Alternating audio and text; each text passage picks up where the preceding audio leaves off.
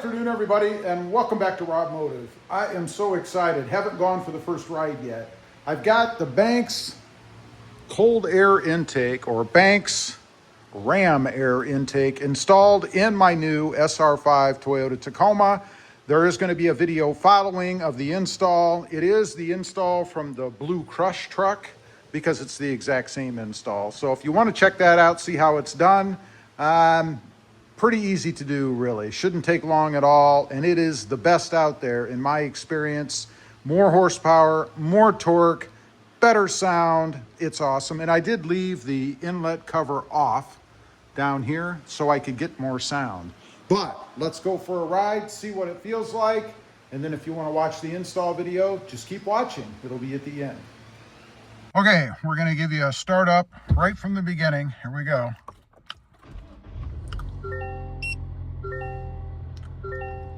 Notice no check engine lights. You notice?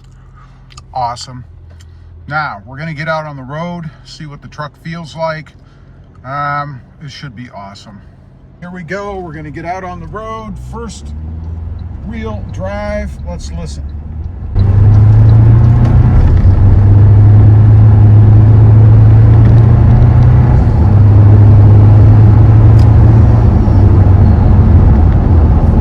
Never do a great job at picking this stuff up unless you put a mic under the hood, which I have done. But I could occasionally hear the turbo at stock, but not like this. I hope the camera picks this up. I don't know if it will or not, but it really kicks in when you get into the turbo a little bit. Makes sense, right? Anywhere from about 35, 40 on up to about 57, 58, unless you really nail it. But let's slow down. Hopefully nobody behind me. And I'm going to give it a little bit of gas. I'll be quiet.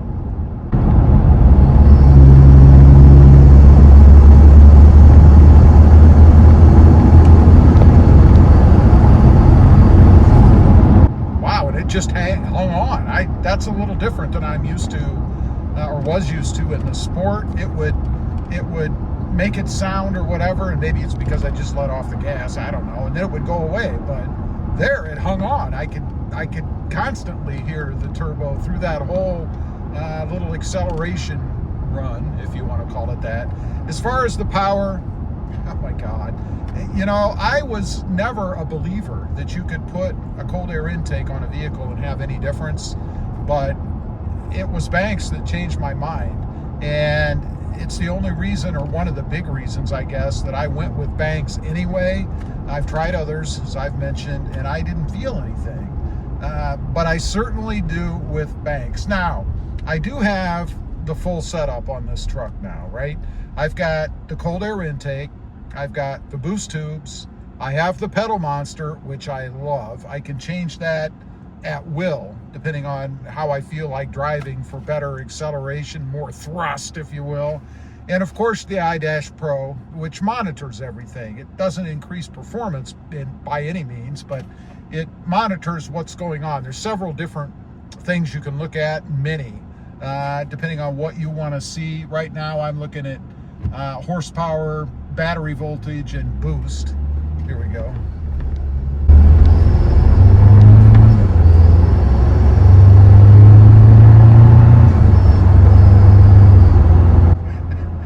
Again, I don't know if the camera picks that up. I'll have to shoot another video with I guess a microphone camera under the hood so that you guys can hear it better, I suppose. The problem with doing that is you get a lot of engine noise too. Best way to get the turbo is to be in the cab, and depending on how windy it is and stuff outside, windows up, windows down, it's up to you. I did leave, as I mentioned, the inlet cover off because I want more sound. You don't have to do that. You can put that inlet cover on. It's really there for the snorkel. If you happen to have one, you could use the Banks intake with the snorkel. Obviously, you'd leave the inlet cover off, run the snorkel through there, and to keep water out of the system. Although I would argue that if you're in enough water that it's going to be at the level of the intake, which is above the tires, you probably don't care what happens because you're going to ruin your truck anyway. I believe Toyota says you can go no higher than the tire itself, and I might be off on that. It might be maybe half the height of the tires, I'm not sure, and that's for a stock setup. Anyway, love the system. Let me check the gauge cluster. No check engine lights. It's probably the most important thing to me when I install any device on the truck, because the last thing I want to do is install something and then create a problem where now I've got to probably go to the dealer and deal with all of that. No way. And you don't get that with banks. Anyway, again, there is a discount code down below. It is discount code RobMotive. It'll save you 10% on any Banks product across the site. So it's a great time, great opportunity to pick up multiple parts. If you want to, oh, I thought that was my truck. That growl is not my truck. It's another truck in front of me. I thought, wow, this is new. But anyway, check it out. There will be a link down below. And now if you want to see the install video, I'm going to run that through the rest of this video. Have a great day. Bye.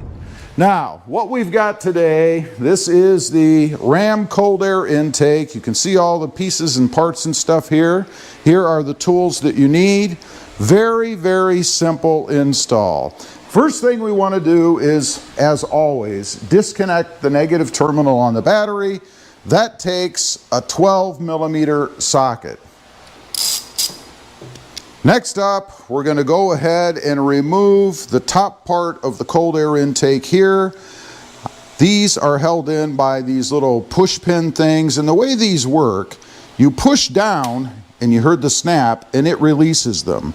Then you pull it out, if I can get my fingers in there, and to reset them you want to push from the bottom, and I'm trying to do this one-handed for you, so that the top part sticks up like so.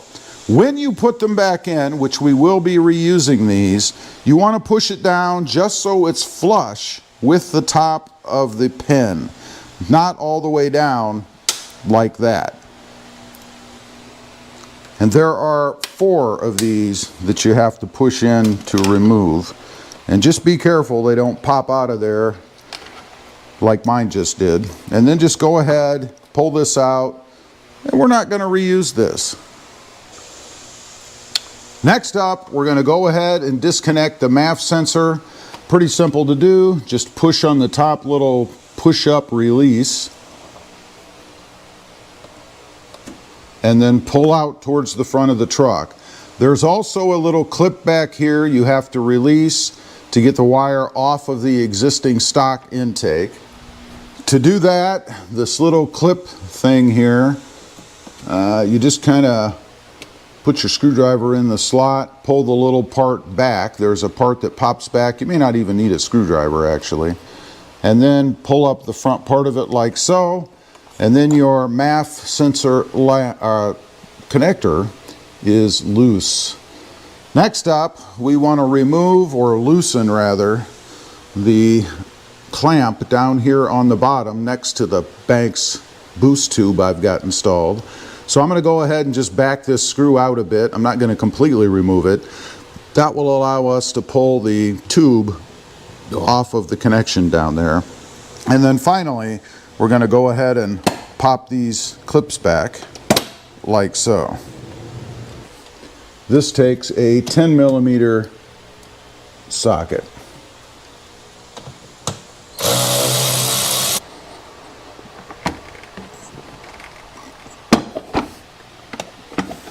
Next up, we're going to go ahead and pull up on the bottom part of the intake. It should release. It's just held in by little prongs.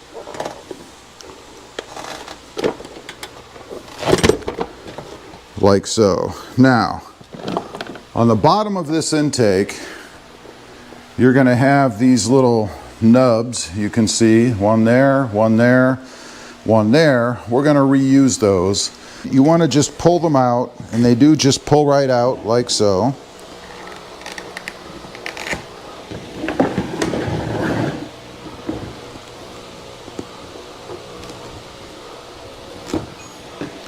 And then we're done with the bottom of the stock intake. Now, grab the bottom part of your Banks cold air intake, and you want to push these little nubs that we just pulled out into the holes on the Banks unit here, and they just push right in pretty simply. One thing I like about the Banks parts, everything fits the way that it should. This isn't going to be a roadblock that I have to spend 3 hours trying to put a simple push pin kind of thing, or a pin part into the unit. You can see right there, that's it. Now these are going to marry up with some studs that are in the bottom area where the intake is going to sit. You can see these here, here, and here. But before we get to that, we do want to relocate the MAF sensor from the existing stock lid. You can see it right there. And of note, you do not reuse these screws. The kit comes with new screws. Make sure that you use those. With a Phillips screwdriver from the stock lid. Again, remembering that we are not reusing the screws that came with the unit.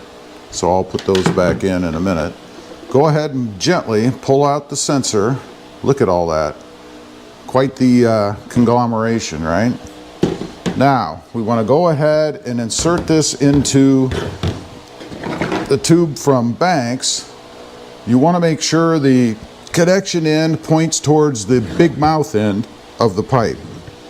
Go ahead and gently place that inside. Nice, good fit. I love that.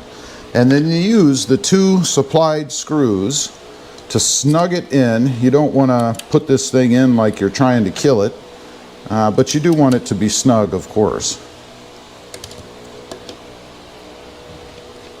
Next up, unless you have a snorkel, you want to go ahead and put the inlet cover over the opening on the Banks box, like so. Again, if you have a snorkel, well, you know what happens next. Grab your box, and via the nubs down in the bay here that I showed you earlier, you want to go ahead and secure the box down below by placing the nubs into the grommets that we put inside the new box. Next, you want to grab the Banks air scoop, and you'll notice there's slots around this gasket. They're going to fit right over the edge of the box that we just installed. So let's go ahead, seat this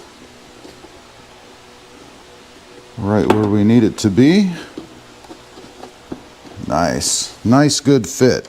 Then you're going to grab the pins that we took out earlier, and you want to go ahead and reinsert those. Again, making sure that you have the top of the pin here pulled up so that you can just push it down flush once you put it in. And I also find it makes it a little easier if you just kind of roll your finger around the edge you're going to stick in, just to flatten it a little bit to fit it in the holes.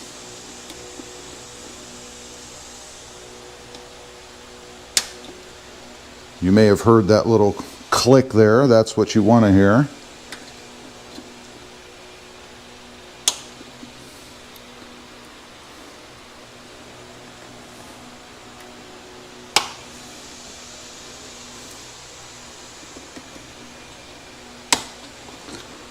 Next, we're going to move on to the air filter. Grab the big ass air filter, yeah, that's what it's called, and go ahead and slip it into the opening where it goes over here on the side with the clamp in such a way that you can access it to tighten it down once we get to that point. Grab the rubber coupling, and orientation for this, you'll notice some slots. On the top, you have a bigger slot. This is kind of where the mass airflow sensor is going to sit, just for orientation's sake. You also have the Banks logo in the front. You should be able to read that from the front. Go ahead and place the clamp over it, on the bottom side, of course. Again, orienting it so you can access the screw to tighten the clamp up once we get to that point. One thing I want to note, there is a little slot kind of right below the bigger slot on the coupling here.